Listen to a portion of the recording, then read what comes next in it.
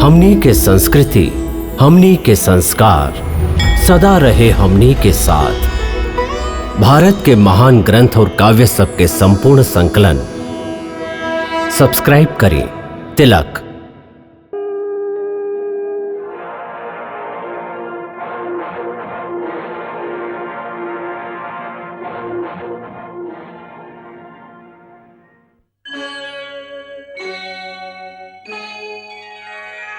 कृष्णा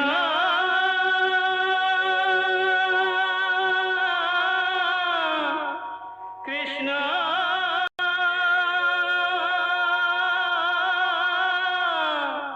हरे कृष्णा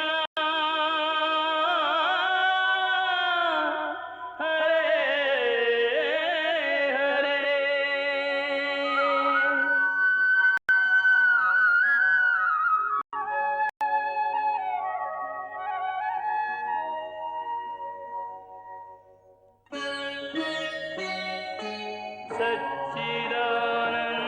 सच्चिदानन्दरूपाय विश्वोत्पत्त्यादिहेतवे तापत्रयविनाशाय श्रीकृष्णाय वयं नमः।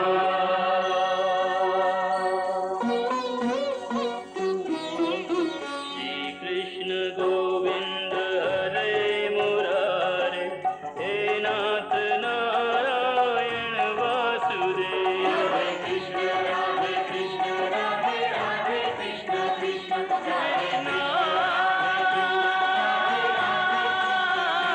हरे कृष्ण राधे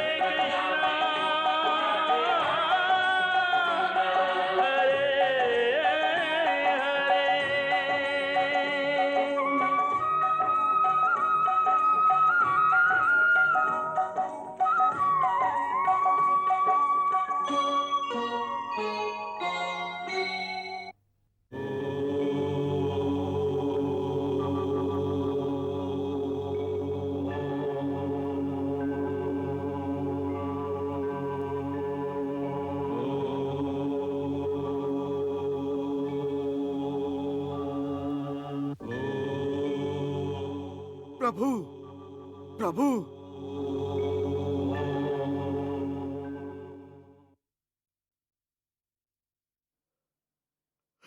प्रभु, एगो बहुत दुखद समाचार है प्रभु, बहुत दुखद समाचार है। का भइल क्रूर जी? का समाचार है? केकर समाचार है? पांडवन के। पांडवन के? का भइल पांडव लोग के? बताइए अक्रूर जी, का समाचार है? कुछ तो कहिए अक्रूर जी, का समाचार है? कोनो कोनो दुर्घटना भइल का? जी प्रभु। कैसन दुर्घटना?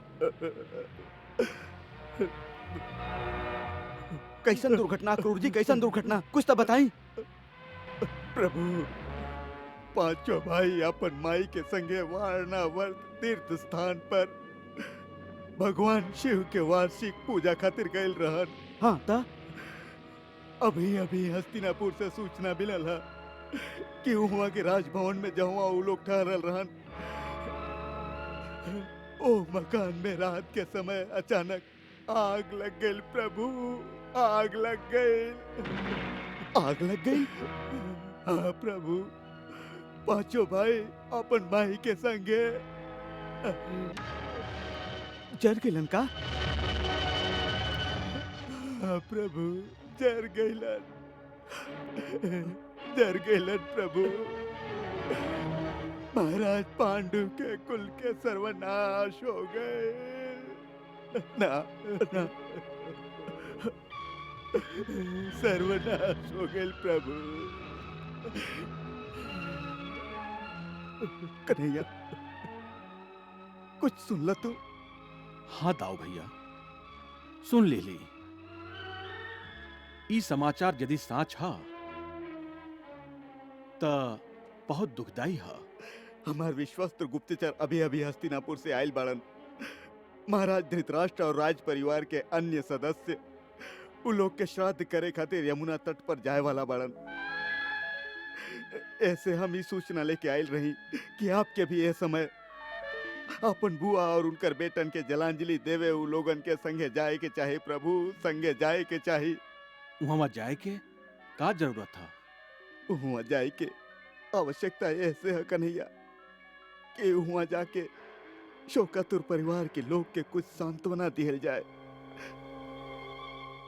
ऐसन दुख के समय में केहू के दुख बांटे से ओकरा बहुत सहारा मिलेला। ई त ठीक है दाऊ भैया, बाकी दुख तो ओकरा संगे बांटल जाला जे दुखी होखे। बाकी उहवा के दुखी हा? राज परिवार में के ऐसन हा जे पांडवन के मर जाए से शोकातुर होखे? का? हाँ दाऊ भैया, उस सभे के दुख खाली एगो दिखावा हा।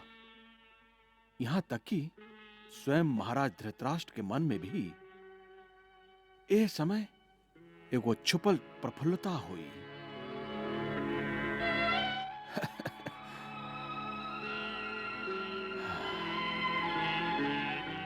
असल में दाऊ भैया, यह संसार की रीति है कि मरे वालन खातिर केहू भी ना रोएला। पति पत्नी, भाई बहन, बेटा बेटी सभे आपन आपन नुकसान खातिर रोवेलन, और खाली उतने रोवेलन जितना उनकर निजी नुकसान होखेला। बस ना त मरे वाला खातिर त ना केहू के कोनो चिंता होखेला और ना ही केहू रोवेला। केहू भी ना, खाली एगो के छोड़ के। उ एगो के माई। माई के दुख निस्वार्थ होखेला। हाँ, खाली माई के पीड़ा निश्चल होखेला और केहू के भी ना। ऐसे जे इहवा सचमुच दुख करे वाली रही, वो बेचारी ता अक्रूर जी के सोचना के अनुसार उनका संगे ही चल गईली। तो अब हम उहवा केकर दुख बांटे जाई? समझ में नहीं के आवत कन्हैया, ये सब कैसे भइल, काहे भइल? काहे के तो एक ही उत्तर बा भैया कि जेकर जन्म भइल हा ओकरा एक ना एक दिन मृत्यु भी अवश्य आई। ऐसे मृत्यु लोक में केहू के मरल तो कोनो नया बात नहीं खे, और ना ही कोनो विचित्र बात है।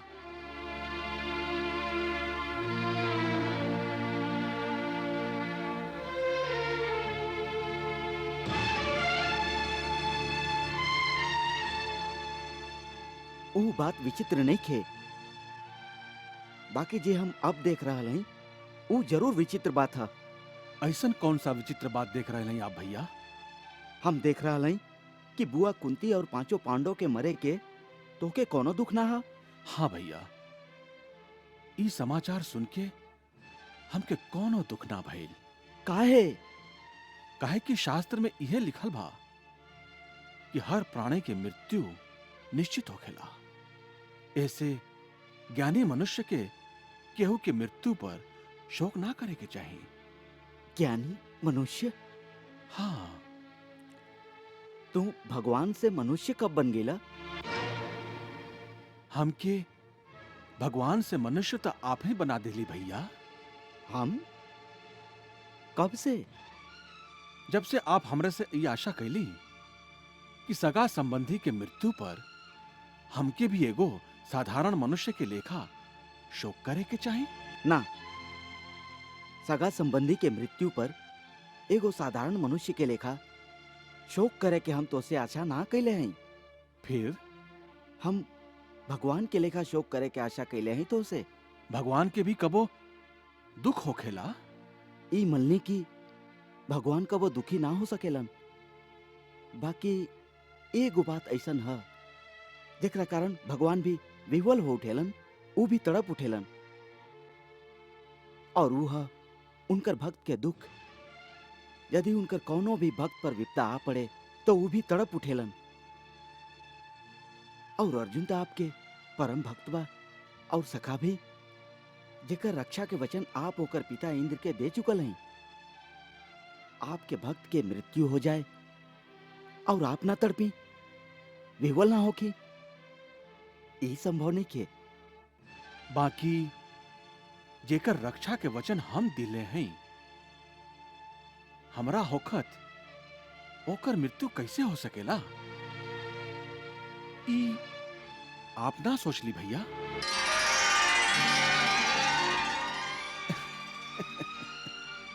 ना ना, हम क्या है बात पर विश्वास नहीं के होत कि पांचों पांडव अपन माई समेत ओ मकान में जर के मर गईले ना।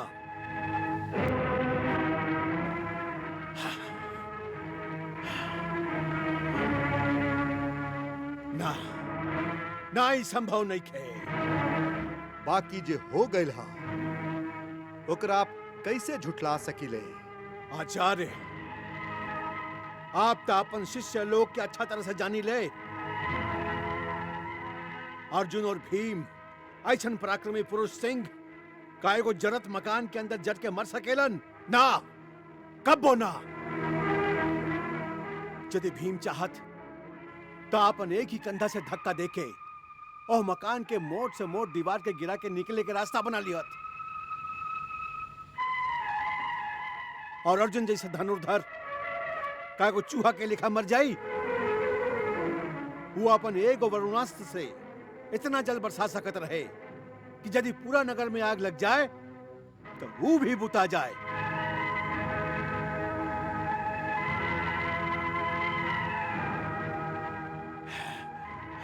ऐसे ऐसे हम माने खातिर तैयार नहीं की कि पांडव हो आग में जर के मर गईलन। बाकी वो 6 गो कंकाल जे मिलल हा, ओ प्रमाण के हम लोग कैसे झुठला सकत हई? ये एगो प्रमाण है जेकर हम खंडन ना कर सकी, जेकर हम खंडन ना कर सकी। फिर भी मालूम न काहे हमारा आत्मा के विश्वास है, जिसे कोनो अज्ञात शक्ति हमरा से ई कह रहा है कि ई समाचार झूठ है, ई समाचार झूठ है।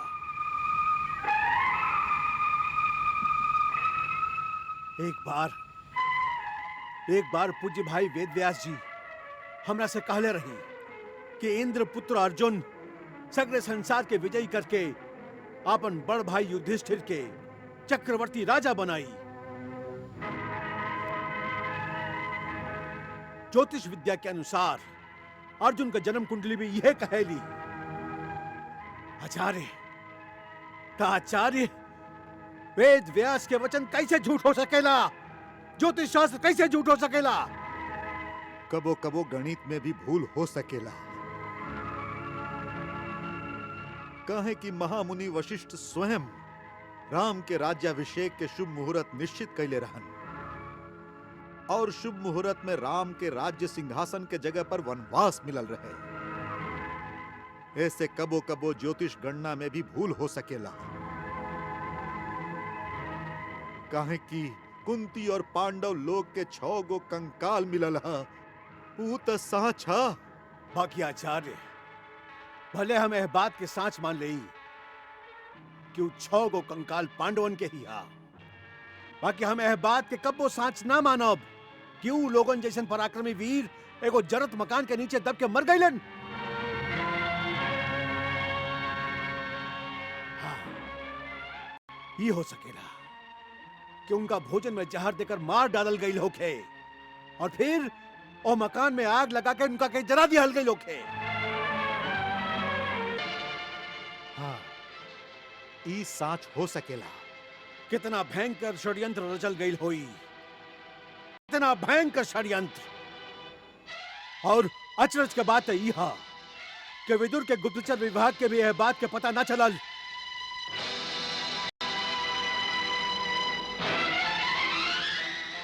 जे कुछ भी भइल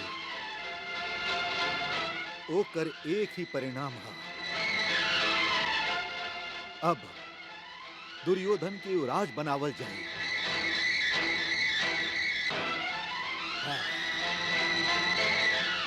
और अब हम लोगों के स्वीकार करे के पड़ी।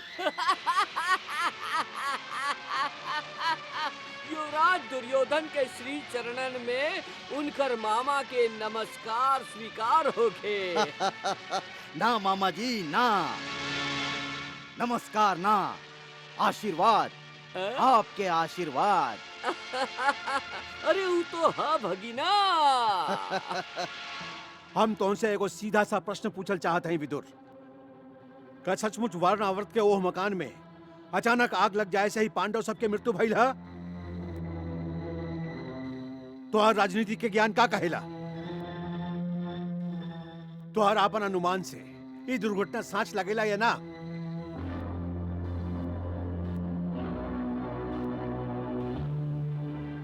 देखा विदुर, तू हमसे राजनीति के भाषा में बात मत करिहा। ऐसे एगो हम सीधा सा प्रश्न पूछले हैं कि का वारणाव्रत के ओ मकान में आग स्वयं अपने आप लग गई रहे?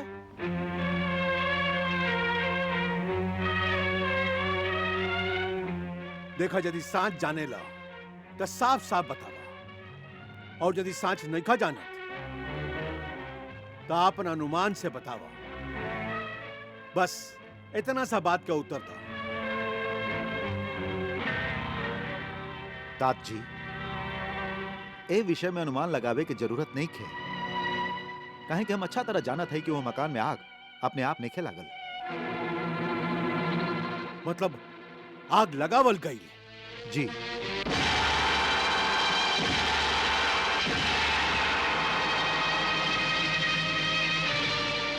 अब दूसरा प्रश्न, जिस समय आग लगावल गई उस समय पांडव ओकरा में अंदर रहन? जी।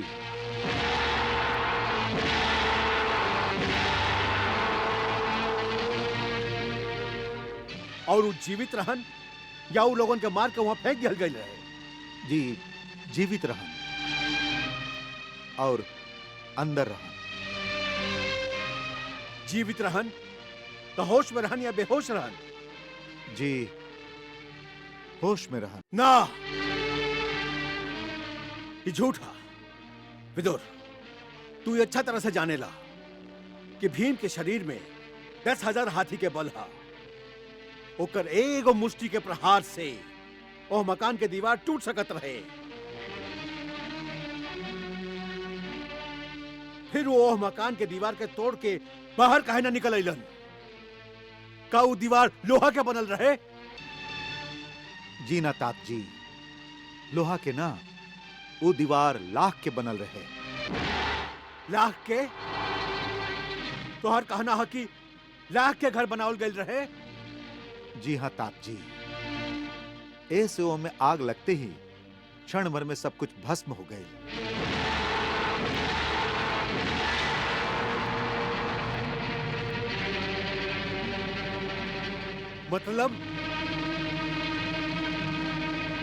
मतलब एगो रक्षागृह बना के उनकर हत्या कई गई?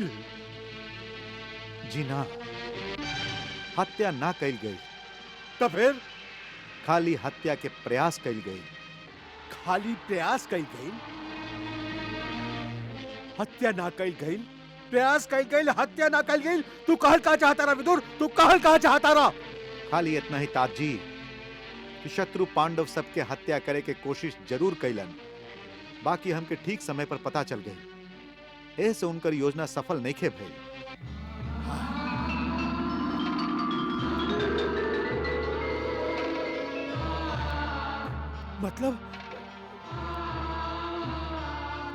मतलब पांडव मरलन नहीं खे, ऊ जीवित पाड़न।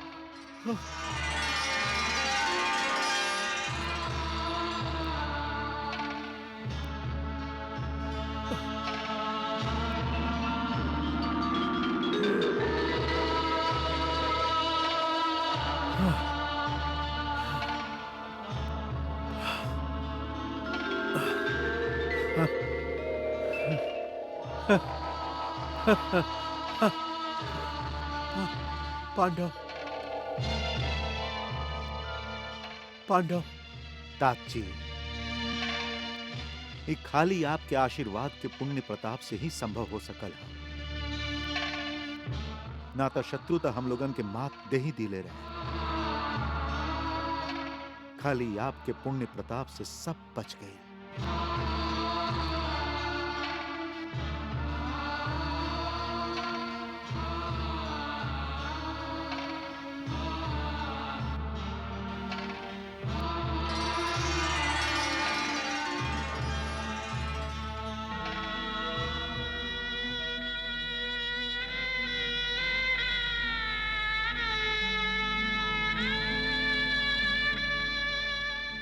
इस समय हमके कुछ मत सुनावा। इस सगरे बात हम विस्तार से बाद में सुन ले। ऐसे में तू हमारा आशीर्वाद देना, हमारा आशीर्वाद देना। काहे कि तू जे महान कार्य कैले वाला, एकरा खातिर जे चाह वरदान मांग ला बेदो, जे चाह वरदान मांग ला। हम सत्य प्रतिज्ञा है, ऐसे जे कहब वो कबो झूठ ना होए। प्रभु, प्रभु हमार वचन के लाज रखी हैं। विदुर, विदुर हम तोहरा कार्य से बहुत खुश है, बहुत खुश है विदुर, बहुत खुश है। ऐसे तू जे चाह मांगला, तू जे चाह मांगला विदुर।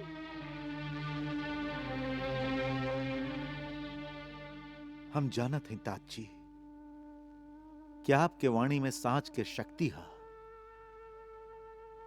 आप जे भी आशीर्वाद देव, उन निष्फल ना जाए।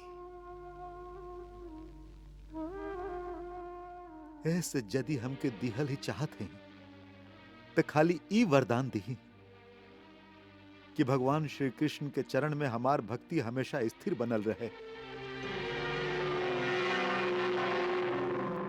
वाह वाह विदुर, धन्य बाड़ा तू, और धन्य है तुहार प्रभु भक्ति।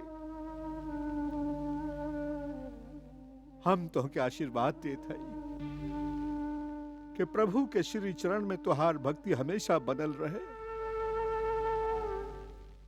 और यदि हमार भक्ति के भी कोनो फल है तो वो तो के प्रदान करे। तथास्तु, तथास्तु, तथास्तु, तथास्तु, तथास्तु, तथास्तु, तथास्तु, तथास्तु, तथास्तु। विदुर, विदुर हम तोहरा कार्य से बहुत खुश है, बहुत खुश है विदुर, बहुत खुश है। ऐसे तू जे चाह मांगला, तू जे चाह मांगला विदुर। हम जानत हैं तात जी, कि आपके वाणी में सांच के शक्ति है। आप जे भी आशीर्वाद देव, उन निष्फल ना जाए। ऐसे यदि हमके दिहल ही चाहत हैं, तो खाली ई वरदान दी कि भगवान श्री कृष्ण के चरण में हमार भक्ति हमेशा स्थिर बनल रहे। हम तो के आशीर्वाद देते हैं कि प्रभु के श्री चरण में तुहार भक्ति हमेशा बनल रहे,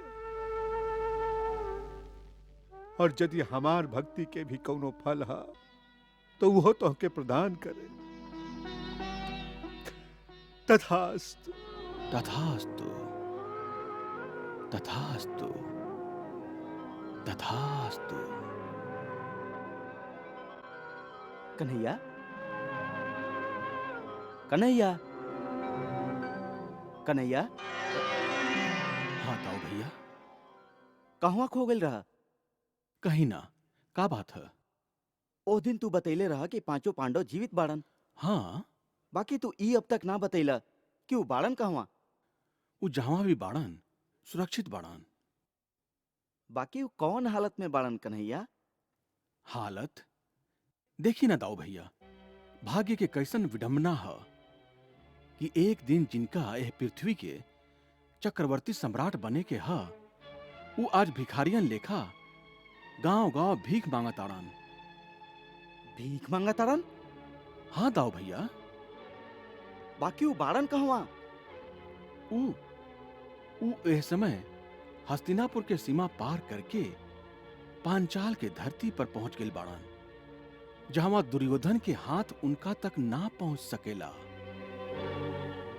आजकल वो ब्राह्मण के एगो गांव में ब्राह्मण के वेश में ठहरल बाड़न, और वो भी दूसर ब्राह्मण के लेखा गांव में भिक्षा मांग के अपन निर्वाह करत आराम। भिक्षाम देहि।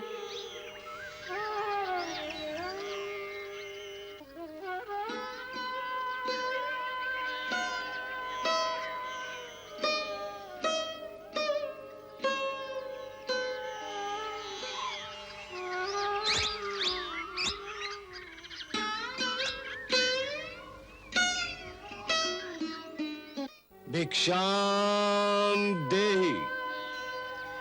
भिक्षाम देहि।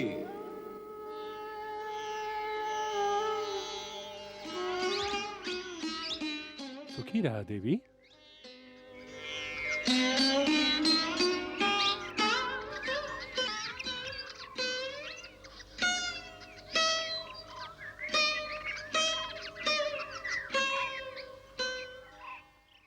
बड़का भैया आज हमके खीर मिलल है, बहुत आनंद आई। खीर हमके खाए के ना मिली।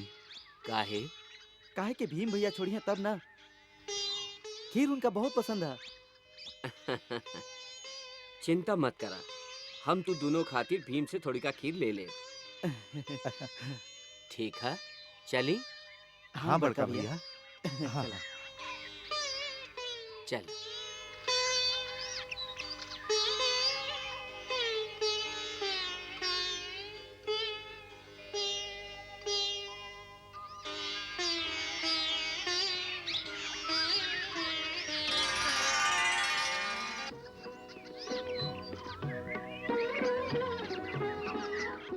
माई, हम भिक्षा ले आयल हैं। पांचों बात के खा लो। बाकी बांटे के तो आपके ही पड़ी ना। अच्छा बात है, तू लोग स्नान कर ला, हम आवत हैं। अच्छा माई।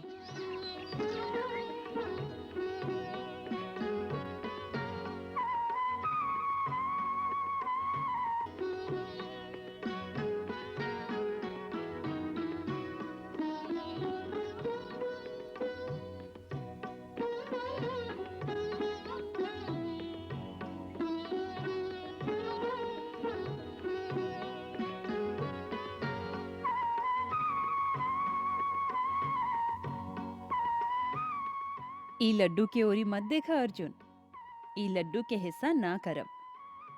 नकुल सहदेव के लड्डू बहुत पसंद है, ई लड्डू उनके देब। और भीम भैया के पूरा लड्डू? हाँ, सगरे भोजन में से आधा हिस्सा ओकरे होखेला। हाँ, हमार वस्तु पर नजर मत लगावा, ना तो तोरो हिस्सा खा जाए। अर्जुन भैया, आप हमारे हिस्सा के लड्डू ले ली। रहे दा बबुआ, हम छोट भाई सबसे हिस्सा ना ले। और बड़ भैया से कुछ मिले वाला नहीं खे। बस यह कष्ट है मझला होके के, छोट पर अन्याय ना कर सकी और बड़का के अत्याचार सहे के पड़ेला।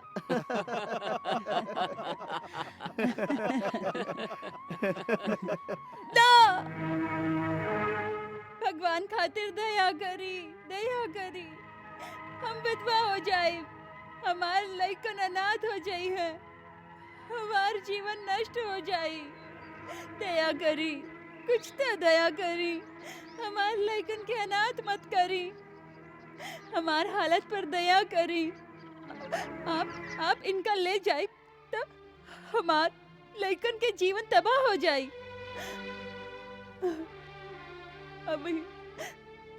अभी हमार बेटी के भी अभी ना भइल, हमार बेटा भी अभी बहुत छोट है। आपके हमरा पर दया नहीं खियावत। देवी, हमके तोहरा पर बहुत दया आवेला। बाकी हम का कर सकत हैं? हम बेबस हैं। ई दुख त सगरे नगर के एक जैसन हा। जौन दिन जेकर बारी आवेला ओ दिन ओकरा घर में ऐसने कोहराम मच जाला। बाकी बारी त सभे के एक दिन आवही के बा। बाकी का ऐसा ना हो सकेला कि हमार बारी एक बरिस खातिर टाल दिहल जाए। जैसे हम अपन जवान बेटी के ब्याह कर सकी, ऐसे हमके एक बरिस के मोहलत दे दिहल जाए। ये हमार बेटी के रक्षा के प्रश्न है। गंगाधर जी, ई खाली आपके एगो बेटी के प्रश्न नहीं के, बल्कि ए नगर के हजारों वैसने बेटियन के प्रश्न है। आज हर एक घर के ये परिस्थिति है, तो फिर के जाए वो राक्षस के भोजन बने खातिर। गंगाधर जी, आप स्वयं में तो रहे ओ सभा में जेमे उन नरभक्षी राक्षस के संगे ई समझौता कल गेल रहे, जेमे वो कहले रहे कि यदि नगर वालन हमके एक छकड़ा अनाज, 10 मटका दूध और एगो आदमी हर रोज खाए खातिर यदि स्वयं हमरा पास आके दे जइहे तो हम और कोनो नगरवासियन के कुछ ना कहब। बाकी जौन दिन हमके ई खुराक ना मिली, ओ दिन सगरे नगर में खून के नदी बहा देव।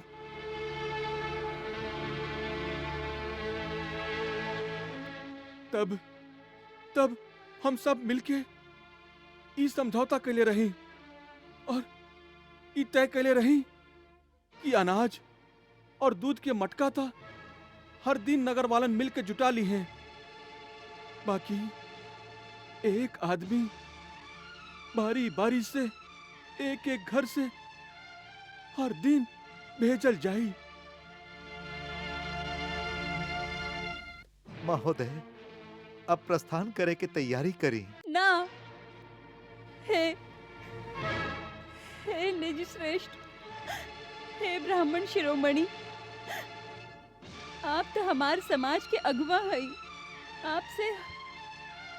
आपसे हमार एगो प्रार्थना है, जेकरा आप स्वीकार करे के कृपा करी। कहीं देवी, आज हमार घर के बारी है। ओ नरभक्षी खातिर एगो आदमी ओकरा खाए खातिर दिहल जाए। ऐसे आपके एह घर से एगो आदमी चाहिए। तो बस आपसे हमार एगो प्रार्थना है कि हमार पति के जगह पर हमके भेजल जाए। एहमे आपके कौनो आपत्ति ना होके के चाहिए, कौनो आपत्ति ना।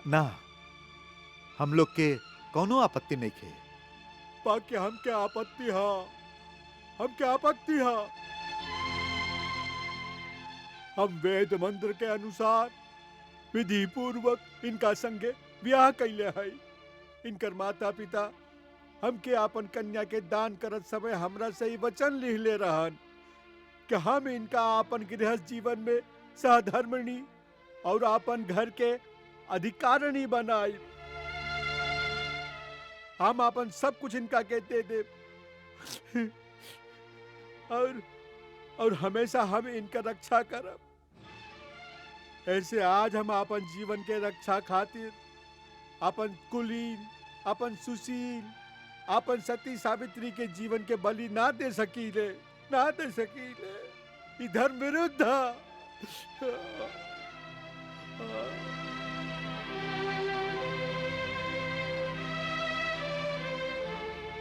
आप आपन धर्म के बात कहली, बाकी हमार भी तो एगो धर्म है। शास्त्र के अनुसार नारी के सबसे बढ़ के यह एगो सनातन कर्तव्य है कि जरूरत पड़े पर आपन पति खातिर आपन प्राण भी न्यौछावर कर देबे। यह सबसे बड़ एगो धर्म है, जैसे एह लोक में यश और परलोक में अक्षय सुख के प्राप्ति होखेला।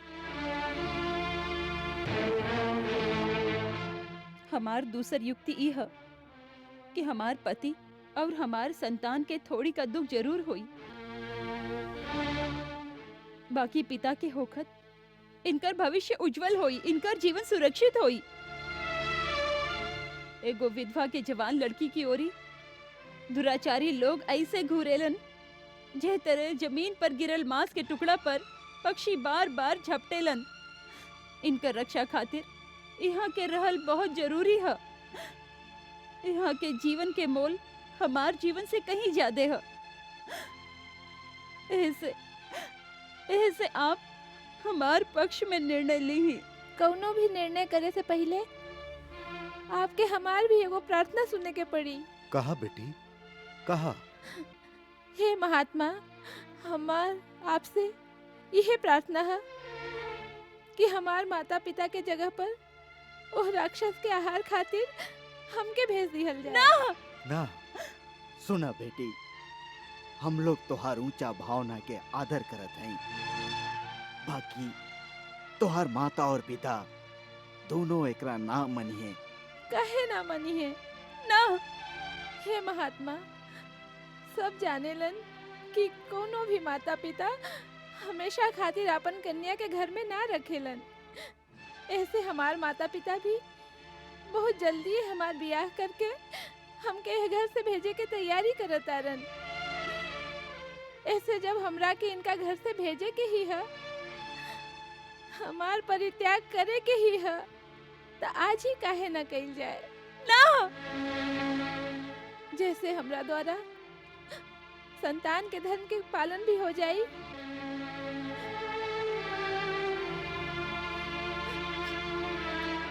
शास्त्र के अनुसार संतान के यही परम धर्म है कि समय आवे पर वो माता और पिता के संकट से उबारे।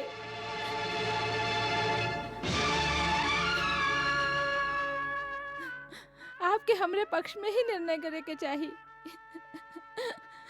आपके हमरे पक्ष में निर्णय करे के चाहिए। ना, बाकी फिर भी कोनो निर्णय तो लेवे के ही पड़ी। थोड़ी का रुकी महात्मा।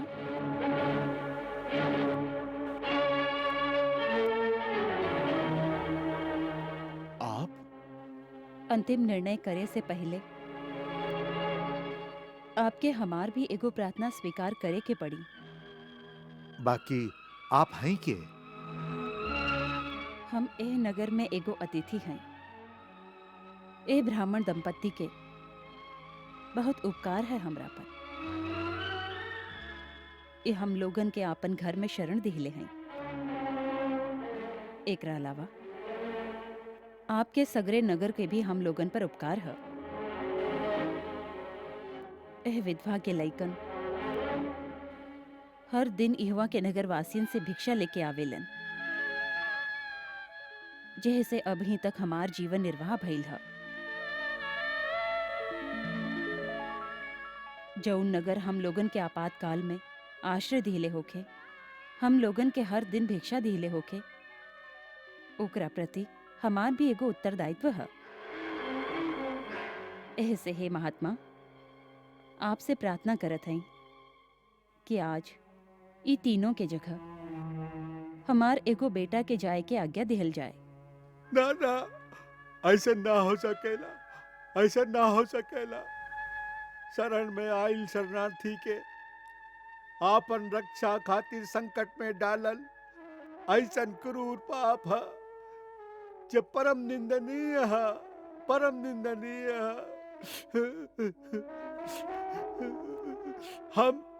हम आपन तुच्छ स्वार्थ खातिर आपन अतिथि के प्राण के नाश कराई, ऐसन कबो संभव नहीं खे, कबो संभव नहीं खे। देवी गंगाधर जी ठीक कहा तारन कि आपन स्वार्थ खातिर कौनो अतिथि के संगे विश्वासघात कइल बहुते जघन्य पाप होखेला। हमार नगर के कौनो बच्चा भी ये नहीं खे सीख ले, और हम लोग भी नहीं खी सीख ले कि केहू के उपकार के बदले ओकर कुछ भी सेवा कइले बिना ओ जगह के ही छोड़ दिहल जाए। एह से हमारा आपसे एगो प्रार्थना है कि आज हमार बेटा के ओह राक्षस के पास जाए के आज्ञा दिहल जाए। आप कैसन माई हैं? अपन ही बेटा के बलि के बाद ऐसे कर रहल हैं जैसे कि हमके बेटा के कौनो चिंता ही नहीं खे। बाकी है विप्रवर, जब आप ई जान जाए कि हमार बेटा में का गुण है तो आप ऐसन ना सोचा। लेकिन उनका पास ऐसन का है? एगो मंत्र है।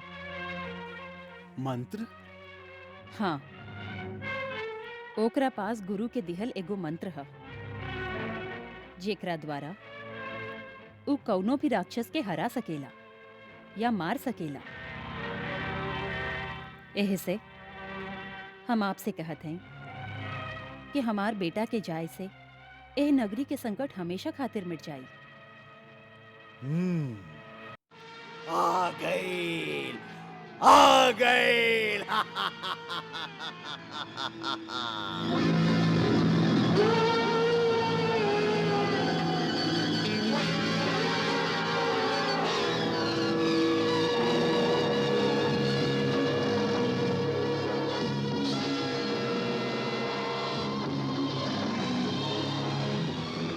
धीर, आहा, धीर, वाह, आज तो आनंद, परम आनंद आ गई।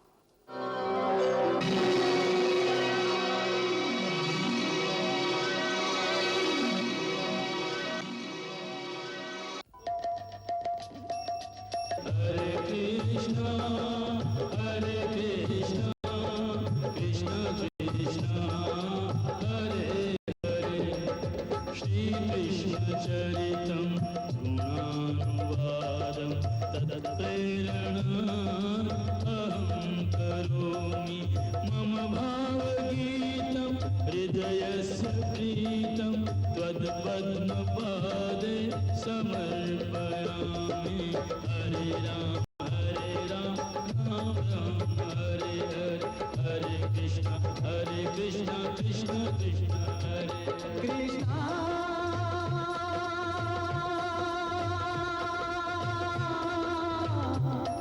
कृष्णा